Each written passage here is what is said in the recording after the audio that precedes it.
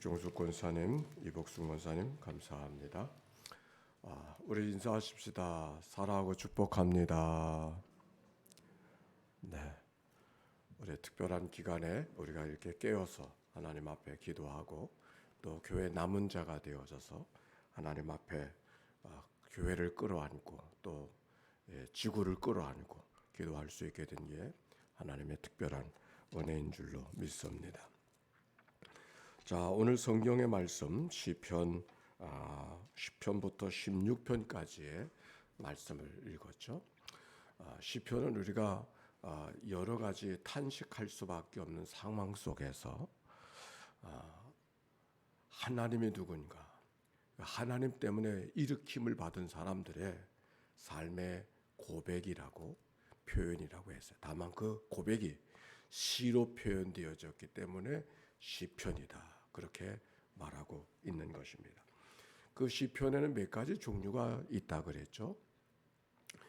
첫 번째는 탄식시가 있다 그랬습니다. 탄식하듯이. 근데 그 탄식시에는 공동체로 탄식하는 시가 있고 개인이 탄식하는 그런 시가 있다, 그렇게 말씀을 드렸습니다. 그리고 시편에는 제왕시, 대관식시, 왕을 위해서, 성전을 위해서 드려지는 그런 고백이 있습니다. 또 시편에는 찬양시 또는 감사로 표현되어지는 찬양과 감사시가 있습니다. 그리고 그 밖에는 지혜시다, 지혜시, 또 율법에 대한 말씀들 1편이 지혜시로 분류되어지는 그런 시편 가운데 하나죠. 어제는 1편의 이야기를 통해서 같이 말씀을 나누었는데 오늘은 9편에 있는 말씀을 가지고 나누도록 그렇게 하겠습니다. 근데 원래 9편과 10편 이 두 개의 편은 원래 한 개의 시였습니다. 한 개의 문장이었었는데 그것은 무엇을 보아서 알고 되느냐면 이 시편 9편과 10편의 말씀은 히브리어의 알파베트 순서대로 처음부터 마지막까지 그리고 10장까지 이어서 진행이 되고 있어요. 그래서 9편과 10편은 하나의 시였었구나 하는 것을 알게 됩니다. 그래서인지 모든 시편에는 다윗이 지은 시, 누가 지은 시, 기띔에 맞춘 노래, 무엇에 맞춘 노래 이것이 있는데 시편에는 그것이 10편, 9편에 있는데 10편에는 없어요. 그걸 보면은 시편은 9편에 붙어 있던 것인데 떨어졌구나 하는 것을 알게 됩니다. 성경에 몇 편, 몇 절은 원래 기록이 되어져 있는 것이 아니라 우리를 위해서 나중에 쪼갠 말씀들이거든요. 그러니까 그렇게 이해를 하시면 되겠습니다. 자, 9편 1절과 2절 같이 한번 읽어보십시다. 시작. 내가 전심으로 여호와께 감사하며 주의 모두한 기이한 일들을 전하리이다. 이 말씀 속에 내가 해야 될 일이 무엇인가가 기록이 되어져 있어요. 내가 해야 될 일이 무엇인가요? 내가 해야 될 일은 여호와께 감사하는 일이고 주의 모든 기이한 일을 전하는 일이고, 그래서 내가 주를 기뻐하고 즐거워하며 지존하신 주의 이름을 찬송하리니. 내가 해야 될 일이 무엇이 있습니까? 하나님을 노래하고 기뻐하며 즐거워하며 찬송하는 일이 내가 해야 될 일이에요. 오늘도 새벽에 우리가 깨웠잖아요. 새벽을 깨웠다는 게 목적이 아니라 내가 깨웠으면 하나님을 찬송하는 거예요. 새벽 기도를 할 때마다 다른 말을 하지 아니하고 먼저 하나님을 찬송하는 것부터 하는 것은 우리의 첫 입술이 하나님을 찬송하는 소리로 담기 위한 의도적인 인사말도 하지 아니하고 그저 깨웠으면 하나님을 찬송하는 것을 내 입술 속에 담는 것은 의미가 있다. 여기 성경에 보니까 내가 해야 될 일이 뭔가? 하나님이 하신 일을 높이고 하나님을 찬양하는 일. 그 하나님을 찬양하되 어떻게 기뻐하며 즐거워하면서 하나님을 찬양하는 것. 오늘 이 아침에 우리의 마음이 그런 마음이 준비되어져 있는가요? 시편 150편에 보니까 큰 소리 나는 제금으로 찬양하며 높은 소리 나는 제금으로 여호와를 찬양할지어다, 그렇게 말했어요. 고린도전서 10장에 보면 먹든지 마시든지 뭘 하든지 하나님의 영광을 위해 살라 그렇게 말씀하셨어요. 우리가 해야 될 일이 뭔가 하나님을 찬양하는 일을 먼저 해야 된다. 오늘도 우리가 해야 할 일이 많이 있죠. 이런 일 저런 일을 해야 하는데 그 많은 일 속에서 하나님께서 우리가 내게 기대하는 내가 해야 될 일이 뭔가 내 생명 주시고 나를 구원해 주시고 하나님의 자녀 삼아 주신 그분을 찬양하는 일, 그분의 이름을 높여드리는 일을 제일 먼저 해야 하는 것이 아멘입니까? 아멘. 우리 많지 않으니까 반응은 아름다운 것입니다. 하나님을 높여 찬양하는 일을 먼저 우리의 입술에 담고 그렇게 반응하는 삶이 얼마나 귀한가 오늘 성경이 말하고 있어요. 그런데 내가 하나님을 찬양했더니 내가 하나님의 이름을 높였더니 어떤 일이 벌어졌는가? 3절 시작. 내 원수들이 물러갈 때 주 앞에서 넘어져 망하니이다. 한 절 더. 주께서 나의 의와 송사를 변호하셨으며 보좌에 앉으사 의롭게 심판하셨나이다. 내가 주님 앞에 찬양을 했더니 하나님이 하셔요. 하나님이 어떤 일을 하시는가? 원수들이 물러가게 하시고 나의 모든 나를 공격하고 나를 넘어뜨리려고 하는 모든 압제자들로부터 나를 변호해 주시고 나를 의롭게 심판해 주시는, 나를 공격하고 나를 둘러싼 모든 압제자들 물리쳐 주시는 누가? 하나님이. 우리가 거꾸로 살 때가 있죠. 공격하는 사람들이 많으면 이 공격하는 사람들을 어떻게 물리칠까? 우리는 늘 그것을 염려하여 찌그러진 말로 우리의 삶을 넘어뜨리려고 하는 사람들을 어떻게 이겨낼까? 그것이 우리의 관심이 있잖아요. 오늘 성경에 보니까 거꾸로 우리를 공격하는 사람을 넘어뜨리려고 애쓸 필요 없어요. 우리가 하나님을 높이면 그것을 물리쳐 주시는 분은 누가? 하나님이. 우리가 해야 될 일은 하나님을 높여드리는 일이요, 하나님을 찬양하는 일이요. 그랬더니 하나님께서 분명 그게 해야 될 일인데 그건 하나님이 하시겠다고 그렇게 말씀하셔요. 심판하는 자, 내 삶을 어렵게 하는 자, 나의 삶을 욕되게 하는 자, 나의 삶을 넘어뜨리려고 하는 자를 하나님이 물리쳐 주시는 그런 역사가 일어남을 말씀하고 있는 것이죠.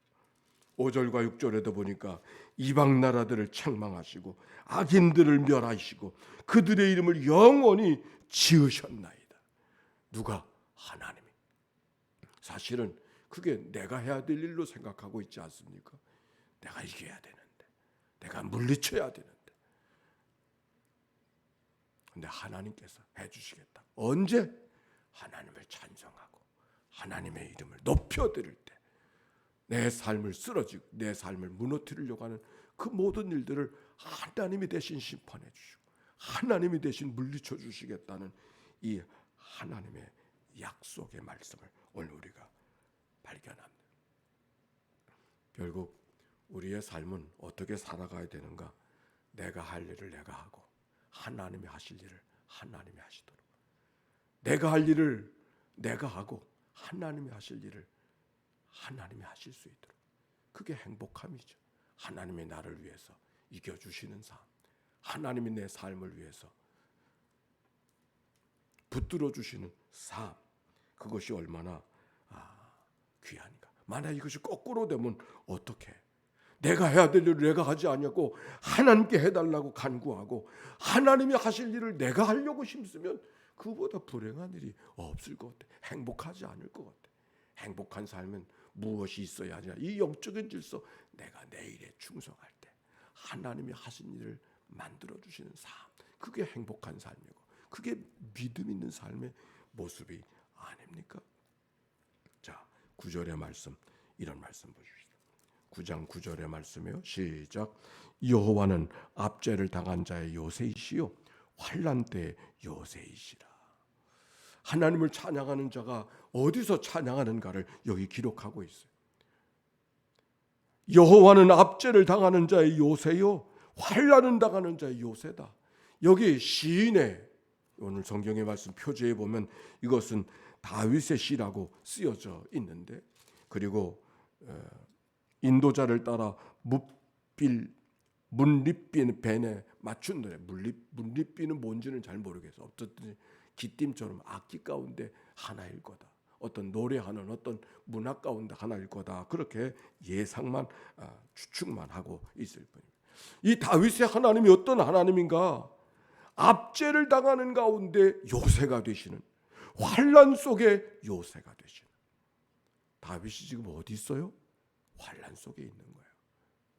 다윗이 지금 어디 있어요? 압제받는, 압박받는 삶의 한복판 속에 있어요. 찬양할 만한 자리에 있지 않아요. 감사할 만한 자리에 있지 않아요. 노래할 만한 자리에 있지 않아요. 기뻐할 만한 자리에 있지 않아요. 룰루랄라 흥겨운 자리에 있지 않아요. 압제당하는 자의 삶이 어떤 삶이겠어요? 한숨과 탄식, 걱정과 염려. 거기 다윗이 있어요.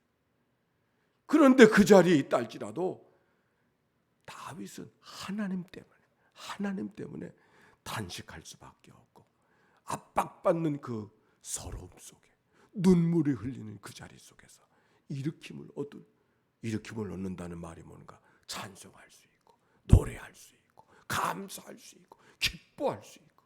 그게 다윗의 삶이에요. 오늘 성경을 보면은 그 다윗이 어떤 자리에 있는가를 알 수가 있어요. 12절에 보니까 피 흘림을 신문하는 자가 이가 그들을 기억하시며 가난한 자의 부르짖음을 잊지 아니하시다. 피 흘림, 억울하게 죽는 사람들. 가인에게 아벨이 죽는 것처럼 말입니다. 바로 그 속에서도 하나님 때문에 찬송하는 자의 삶이 이 다윗의 삶인 것을 알게 되는 것이죠. 13절에 보니까 이렇게 말씀했어요. 어찌하여 13절의 말씀. 여호와여 내게 은혜를 베푸소서. 나를 사망의 문에서 일으키시는 주여, 나를 미워하는 자에게서 받는 나의 고통을 보소서. 나를 미워하는 자를 둘러싼 속에서 살아가는 삶이 얼마나 고통스럽겠습니까? 아주 사망의 문에 들어섰다 그랬어요. 사망의 문에 들어섰어요. 죽음과 두려움, 죽음 속에 두려움, 내일이 없어. 이미 사망의 문에 들어섰어 지금. 이게 다윗의 삶의 모습이에요. 10장 10편 1절에 보니까 이렇게 말하고 있어요. 함께 읽어봅시다. 시편 1절 시작. 여호와여 어찌하여 멀리 서시며 어찌하여 환난 때에 숨으시나이까. 때로는 하나님이 찾아도 찾아지지 아니하고 불러도 불러지지 않는 자리에 계신 것 같아서 하나님이 외면하신 것 같아. 하나님이 아니 계신 것 같아. 그런 안타까움 속에 다윗이 있었던 거예요. 여호와여 어찌하여 멀리 서시며 어찌하여 환난 때에 숨으시나이까. 하나님이 숨어 계시는 것처럼 느껴지는 바로 그때. 얼마나 어려운 때겠어요. 오늘 다윗의 시는 바로 그 자리에서 하나님 때문에 일으킴을 얻었던 삶의 고백을, 때때로는 하나님의 부재를 느끼고 하나님이 아니 계신 것처럼 느껴지는 그 삶의 한복판에서도 이전에 나와 함께 하셨던 그 하나님을 생각하고 다시 하나님을 찬양하고 하나님을 노래했던 이 시인의 고백, 우리가 지금 읽고 있는 것입니다. 그래서 시편이 된 거예요. 코로나 상황입니다. 코로나 상황이 얼마나 두렵고 안타까운 일이겠습니까? 그저 그럭저럭 지나갈 수 있는 그런 시절이 아니잖아요. 어제 어느 조사에 보니까 우리가 이 코로나 상황 속에 교회가 문을 두드려도 반응하지 않는 사람이거나 반응하지 못하는 사람은 결국 교회로 돌아오지 못할 거라는 조사 보고서가 나왔어요. 지금 코로나 때문에 잠시 머물러 있는 게 아니라 그들은 결국 교회로 돌아오지 못할 거라고 하는 그런 데이터가 나왔어요.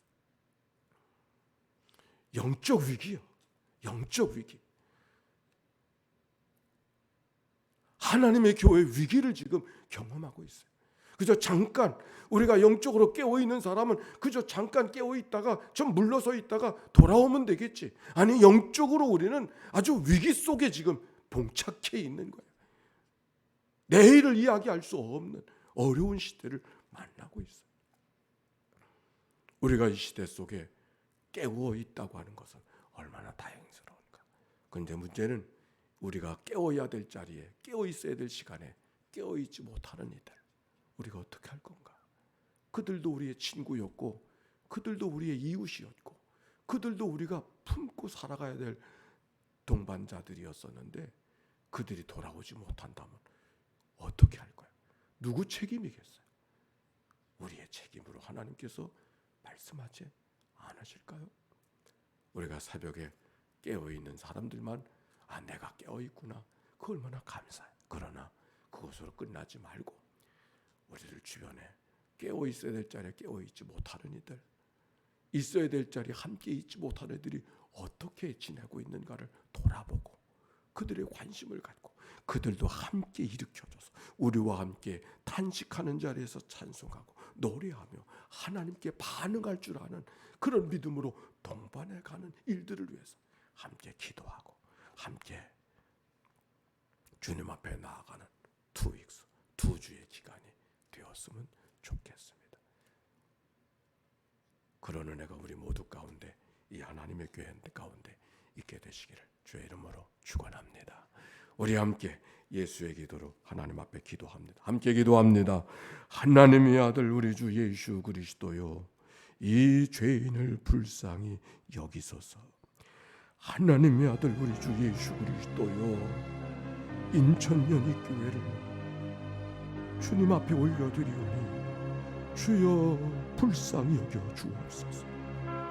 하나님의 아들 우리 주 예수 그리스도요, 이 교회의 지도자된 이들을 주님 앞에 올려드리오니 주여 저들을 긍휼히 여겨 주옵소서. 하나님의 아들 우리 주 예수 그리스도요, 교회 장로된 이들을 주님 앞에 올려드리오니 주여 저들을 긍휼히 여겨 주옵소서. 하나님의 아들 우리 주 예수 그리스도요, 하나님의 교회 권사된 이들을 주님 앞에 올려드리오니 주여 저들을 긍휼히 여겨 주옵소서. 하나님의 아들 우리 주 예수 그리스도요, 교회의 집사로 부름받은 이들을 주님 앞에 올려드리오니 주여 저들을 긍휼히 여겨 주시옵소서. 하나님의 아들 우리 주 예수 그리스도요, 교회의 교사된 이들을 주님 앞에 올려드리오니 주여 저들을 긍휼히 여겨 주옵소서. 하나님의 아들 우리 주 예수 그리스도요, 오늘도 병상에 누워있는 요양원에서 아침을 맞이하는 믿음의 시웃들을 주님 앞에 올려드리오니 주여 저들을 긍휼히 여겨 주옵소서. 하나님의 아들 우리 주 예수 그리스도요, 오늘도 선교지에 나가 수고하는, 복음을 위해서 자기의 삶을 던져 수고하는 선교사님들을 주님 앞에 올려드리오니 주여 저들을 긍휼히 여겨 주옵소서. 하나님의 아들 우리 주 예수 그리스도요, 오늘 병원을 옮기는 정진수 권사님을 주님 앞에 올려드리오니 주여 좋은 의원을 만나게 하시고 그의 열이 잘 조절되게 하여 주소서. 순서에 따라서 치료하신 하나님의 은총을 경험하는 이 날이 되도록 축복하여 주시옵소서.